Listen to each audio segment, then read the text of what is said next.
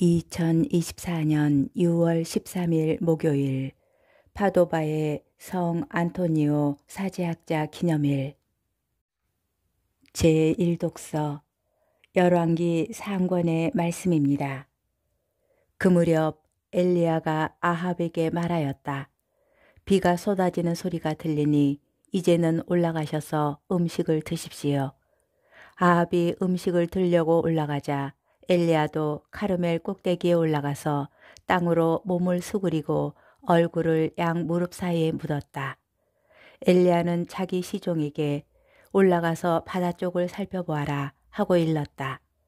시종이 올라가 살펴보고는 아무것도 없습니다 하고 대답하였다. 엘리야는 7번을 그렇게 다녀오라고 일렀다. 7번째가 되었을 때에 시종은 바다에서 사람 손바닥만한 작은 구름이 올라옵니다 하고 말하였다. 그러자 엘리야가 시종에게 일렀다. 아합에게 올라가서 비가 와서 길이 막히기 전에 병거를 갖추어 내려가십시오 하고 전하여라. 그러는 동안 잠깐 사이에 하늘이 구름과 바람으로 캄캄해지더니 큰 비가 내리기 시작하였다. 아합은 병거를 타고 이즈리엘로 갔다. 한편 엘리야는 주님의 손이 자기에게 내리자 허리를 동여매고 아합을 앞질러 이즈리엘 어귀까지 뛰어갔다. 주님의 말씀입니다. 복음 마테오 복음 5장 20절에서 26절의 말씀입니다. 그때 예수님께서 제자들에게 말씀하셨다. 너희의 의로움이 율법학자들과 바리사이들의 의로움을 능가하지 않으면 결코 하늘나라에 들어가지 못할 것이다. 살인해서는 안 된다. 살인한 자는 재판에 넘겨진다고 옛사람들에게 이르신 말씀을 너희는 들었다. 그러나 나는 너희에게 말한다. 자기 형제에게 성을 내는 자는 누구나 재판에 넘겨질 것이다.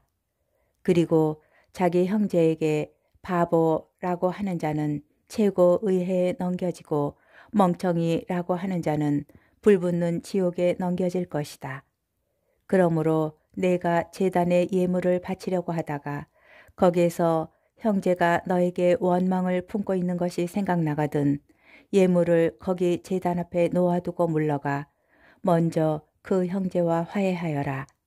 그런 다음에 돌아와서 예물을 바쳐라. 너를 고소한 자와 함께 법정으로 가는 도중에 얼른 타협하여라. 그러지 않으면 고소한 자가 너를 재판관에게 넘기고 재판관은 너를 형리에게 넘겨 내가 감옥에 갇힐 것이다. 내가 진실로 너에게 말한다.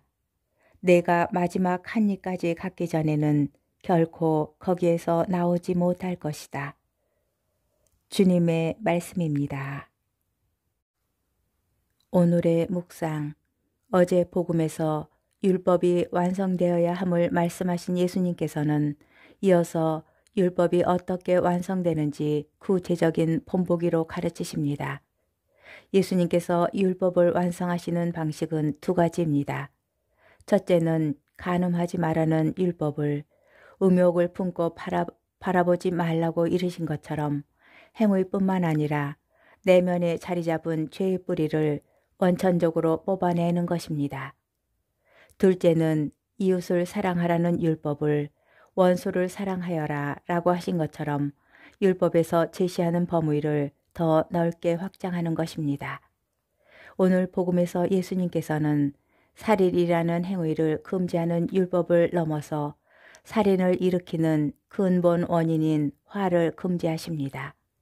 이로써 우리를 더 깊은 수준의 내면 생활로 초대하시며 율법의 진정한 목적으로 이끄십니다.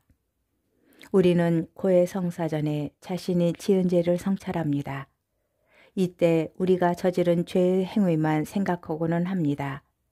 언제 어디서 무슨 죄를 어떻게 저질렀고 그 죄를 몇 번 지었는지 세어봅니다.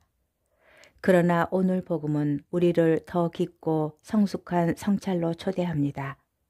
우리를 죄짓게 하는 내면 깊숙한 곳에 자리 잡고 있는 죄의 뿌리를 바라보게 합니다. 자세히 들여다보지 않으면 보이지 않던 이 죄의 뿌리가 자신의 생각을 어떻게 움직이고 그 생각이 어떻게 습성과 태도를 형성하는지 드러나게 됩니다. 그러면 그 죄가 몇 번의 실수만이 아니라 세상을 대하는 나의 태도와 습성이며 내 삶의 온 존재의 충체적인 문제임을 깨닫게 됩니다. 잡초를 없애려면 땅 위로 보이는 줄기만이 아니라 뿌리까지 베고 캐내야 합니다. 죄의 뿌리를 봄으로써 우리는 진정한 회개의 길로 나아갈 것입니다.